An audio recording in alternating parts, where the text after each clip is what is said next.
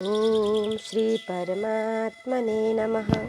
श्रीमद्भागवत दसम स्कंध अध्याय 21 वेणुगीत। श्री शुक उवाच इत्थं सरस्वच्छजलं पद्माकर सुगंधिना न्याविशद वायुना वातं सगो गोपालकोच्युतः। श्री सुखदेव जी महाराज कहते हैं, परीक्षित, शरद ऋतु के कारण वह वन बड़ा सुंदर हो रहा था। जल निर्मल था और जलाशयों में खिले हुए कमलों की सुगंध से सनकर वायु मंद मंद चल रही थी। भगवान श्री कृष्ण ने गौओं और ग्वाल बालकों के साथ वन में प्रवेश किया। कुसुमित वनराजे सुष्मि भृंग द्विजकुल घुष्ट सर सरिन महीन्द्रम मधुपतिरवगैहाचारयन् गः सह पशुपालवलश्चुकूच वेणुं। सुंदर सुंदर पुष्पों से परिपूर्ण हरी हरी वृक्ष पत्तियों में मत वाले भौरे स्थान स्थान पर गुनगुना रहे थे और तरह तरह के पक्षी झुंड के झुंड अलग अलग कलरव कर रहे थे, जिससे उस वन के सरोवर, नदियाँ और पर्वत सब के सब गूंजते थे।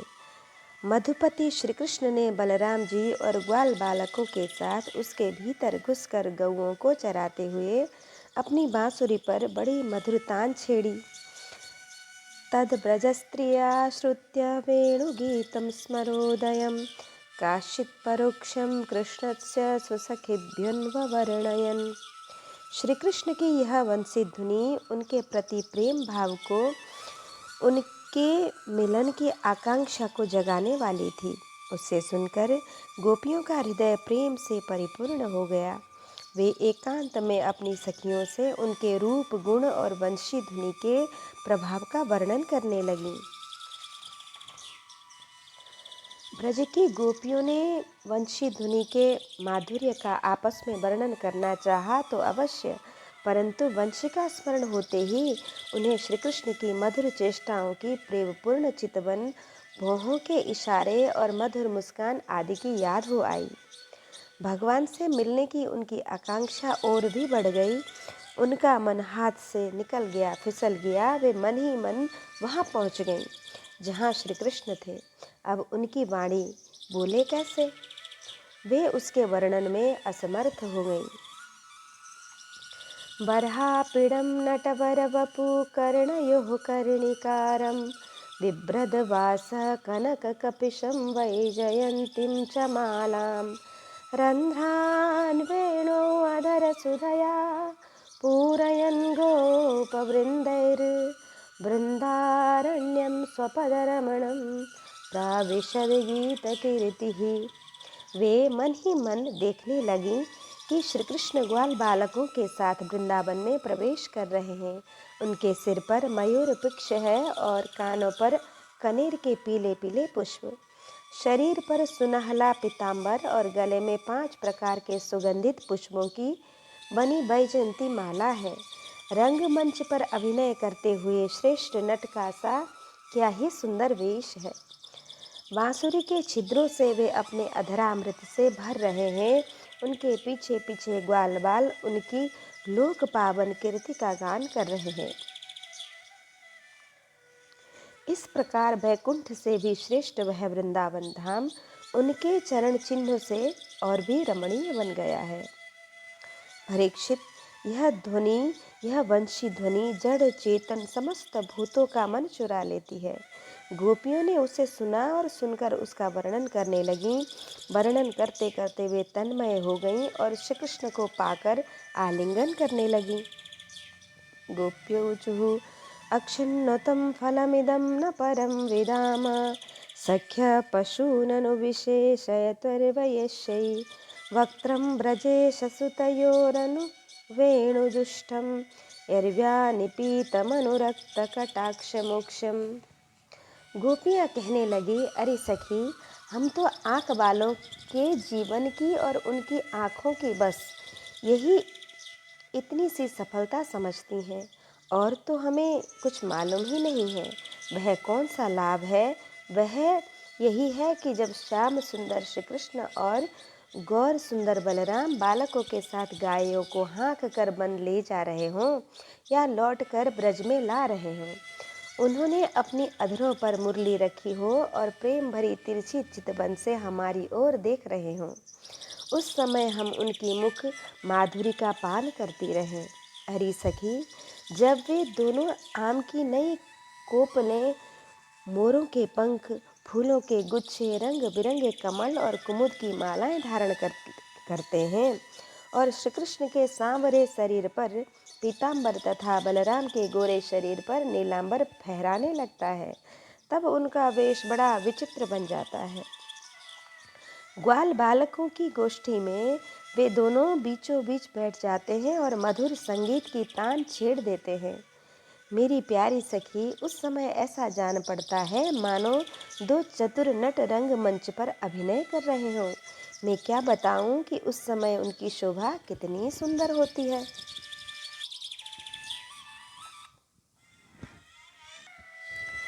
अरे गोपियों, यह वेणु पुरुष जाति का होने पर भी पूर्व जन्म में न जाने ऐसा कौन सा साधन भजन कर चुका है कि हम गोपियों की अपनी संपत्ति दामोदर की अधरों की सुधा स्वयं ही इस प्रकार पिए जा रहे हैं कि हम लोगों के लिए थोड़ा सा भी रस शेष नहीं रह जाएगा। यह वेणु को अपने रस से सींचने वाली हृदयनिया जल आज कमलों के मिस रोमांचित हो रही हैं और अपने वंश में भगवत प्रेमी संतान को देखकर श्रेष्ठ वृक्ष भी पुरुषों के समान इसके साथ अपना संबंध जोड़कर आँखों से आनंदाश्रु बहा रहे हैं। अरे सखी, यह वृंदावन बैकुंठ लोक तक पृथ्वी की कीर्ति का विस्तार कर रहा है, क्योंकि यशोदानंदन श्री कृष्ण के चरण कमलों के चिन्हों से यह चिन्हित हो रही है। सखी, जब श्री कृष्ण अपनी मुनिजन मोहिनी मुरली बजाते हैं तब मोर मत वाले होकर उनकी ताल पर नाचने लगते हैं। यह देखकर पर्वत की चोटियों पर विचरने वाले सभी पशु पक्षी चुपचाप शांत होकर खड़े रह जाते हैं।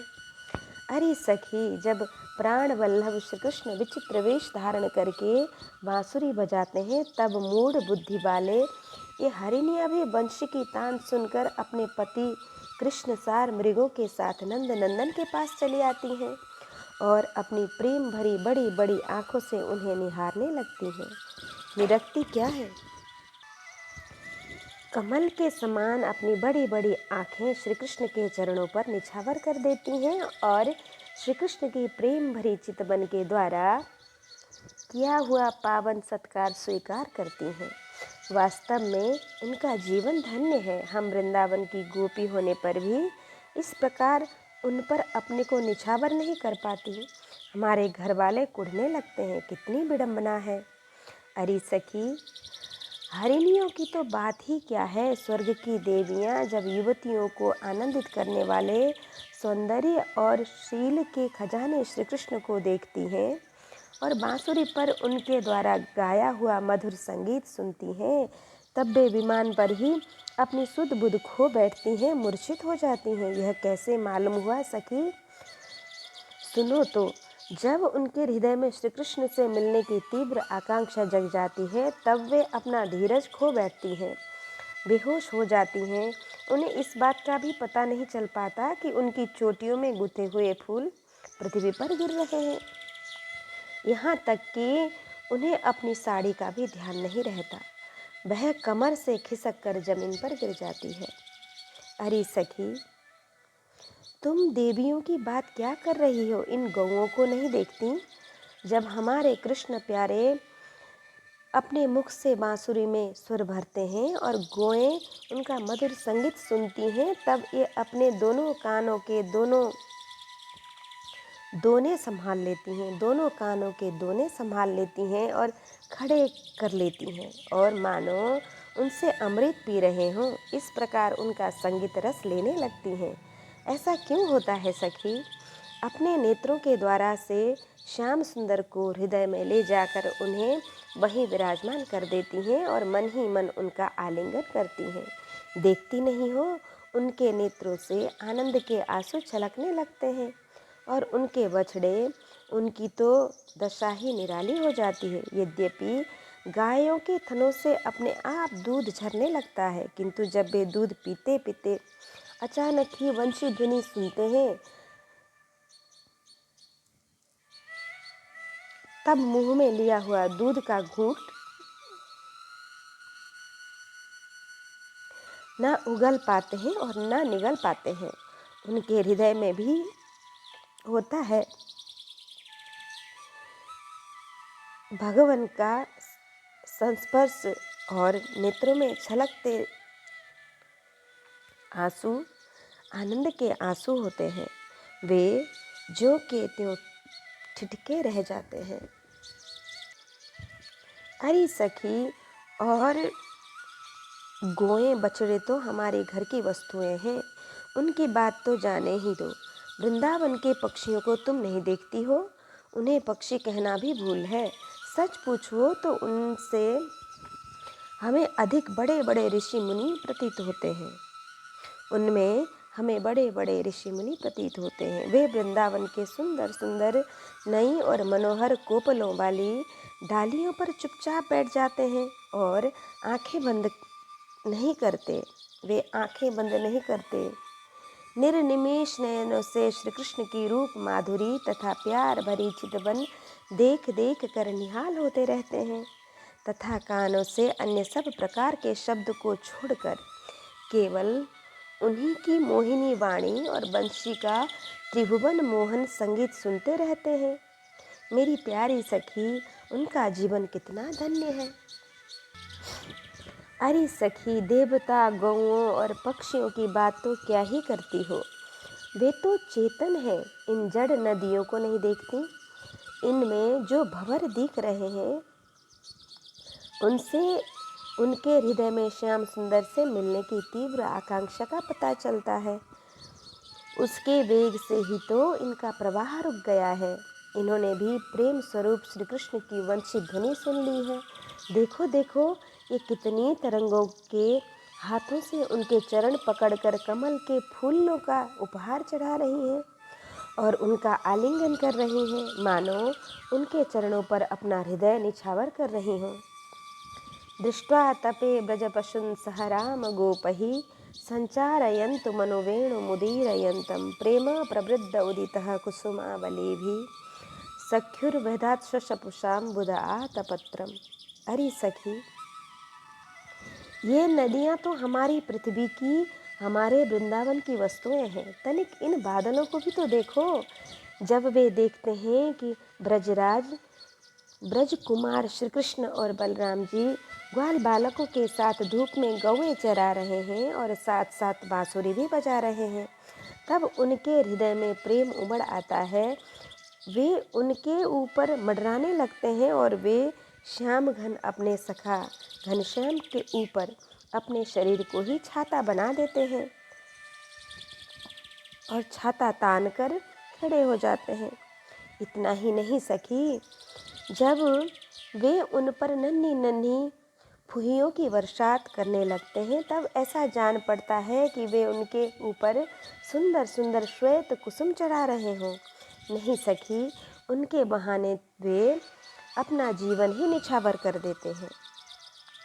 पूर्णा पुलिंद्य उरुगाय पदाब्जराग श्रीकुमकुमेन दैतस्तनमण्डितेन तद्दर्शनस्मररुजस्तृणरूषितेन लिम्पन्त्य आननकुशेषु जहुस्तदाधिम्। अरे भट्टू, अब तो वृंदावन की इन भीलनियों की जीवन देखो। इनका जीवन धन्य है और कृतकृत्य मानती हैं। ऐसा क्यों सखी? इसलिए कि इनके हृदय में बड़ा प्रेम है। जब वे हमारे कृष्ण प्यारे को देखती हैं, तब इनके हृदय में भी उनसे मिलने की तीव्र आकांक्षा जाग उठती है। इनके हृदय में भी प्रेम की व्याधि लग जाती है। उस समय वे क्या उपाय करती हैं, यह भी सुनो। हमारे प्रियतम की प्रेयसी गोपियाँ अपने वक्षस्थलों पर जो केसर लगाती हैं, वह श्याम सुंदर के चरणों में लगी होती है और वे जब वृंदावन के घास पात पर चलते हैं, तब उनमें भी लग जाती हैं। ये सौभाग्यवती भीलनियाँ उसे उन तिनकों पर से छुड़ाकर अपने स्तनों और मुखों पर मल लेती हैं और इस प्रकार अपने हृदय की प्रेम पीड़ा शांत करती हैं। हंताय मद्रिरवला हरिदास वर्ज्यो इद्राम कृष्ण चरण स्पर्श प्रमोदः मानं तनोतु सह गोगणयस्य युर्यात् पानीय सूय वसकंदर कंद मूलहि। अरे गोपियों, यह गिरिराज गोवर्धन तो भगवान के भक्तों में बहुत ही श्रेष्ठ है। धन्य है इसके भाग्य। देखती नहीं हो, हमारे प्राण वल्लभ श्री कृष्ण और नयनाभिराम बलराम के चरण कमलों का स्पर्श प्राप्त करके यह कितना आनंदित होता रहता है। इसके भाग्य की सराहना कौन करे। यह तो उन दोनों का ग्वाल बालों और गौओं का बड़ा ही सत्कार करता है। स्नान पान के लिए झरनों का जल देता है, गौओं के लिए सुंदर हरी हरी घास प्रस्तुत करता है, विश्राम करने के लिए कंदराएं और खाने के लिए कंद मूल फल देता है। वास्तव में यह धन्य है। गागोपकैरनुबनं नयतोरुदार वेणुस्वने कल्पदैस्तनुभृत्य सख्यः अस्पन्दनं गतिमतां पुलकस्तरूणां निर्योगपाशकृतलक्ष्यनर्योर्विचित्रम्। अरे सखी, इन सांवरे गोरे किशोरों की तो गति ही निराली है। जब ये सिर पर नोवना दुहते समय गाय के पैर बांधने की रस्सी को नोबना कहते हैं, नोबना लपेटकर और कंधों पर फंदा भागने वाली गायों की पकड़ने की रस्सी रखकर गायों को एक वन से दूसरे वन में हाँक कर ले जाते हैं। साथ में ग्वाल बाल भी होते हैं और मधुर मधुर गीत गाते हुए बांसुरी की तान छेड़ते हैं। उस समय मनुष्य की तो क्या ही बात करें। अन्य शरीरधारियों में भी चलने वाले चेतन पशु पक्षी और जड़ नदी आदि तो स्थिर हो जाते हैं तथा अचल वृक्षों को भी रोमांच हो जाता है। जादू भरी वंशिका और क्या चमत्कार सुनाऊं तुम्हें। परीक्षित, वृंदावन विहारी श्री कृष्ण की ऐसी ऐसी एक नहीं अनेक लीलाएं हैं। गोपियाँ प्रतिदिन आपस में उनका वर्णन करती हैं और तन्मय हो जाती हैं। भगवान की लीलाएं उनके हृदय में स्फुरित होने लगती है।